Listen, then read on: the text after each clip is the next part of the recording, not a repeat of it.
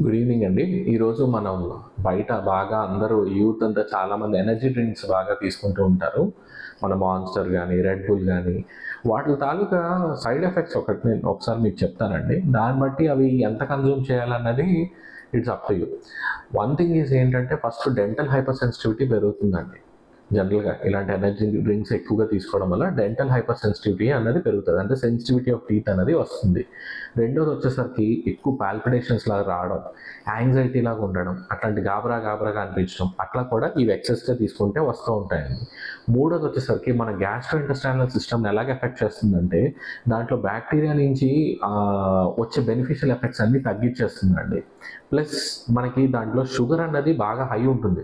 Almost 1 ounceలో 27 grams of sugar ఉంటుంది అనమాట. అంత హై షుగర్ ఉండడం వల్ల దానివల్ల కూడా ఏంటంటే ఈ డయాబెటీస్కి దారి తీయడం అండ్ దాని తాలూకు సైడ్ ఎఫెక్ట్స్ రావడం అనేవి జరుగుతూ ఉంటాయండి.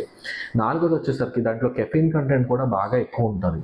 ఆ కెఫీన్ ఎక్సెస్ బాగా హై డోసెస్లో ఉండడం వల్ల మనకి ఏమవుతుందంటే పాల్పిటేషన్స్ లాంటివి రావడం అండ్ యాంగ్జైటీ లాంటివి రావడం, బ్లడ్ ప్రెషర్ లాంటివి పెరగడం అన్నది జరుగుతుందండి.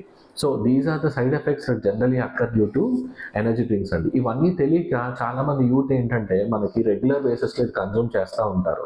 అండ్ మోర్ ఓవర్ వర్కౌట్స్లో మనం తీసుకున్నప్పుడు these kind of energy drinks will cause natriuresis, అంటే మనకి సోడియం అది యూరిన్లో పోయేలా చేస్తాయండి, ఎక్సెస్గా పోయేలాగా.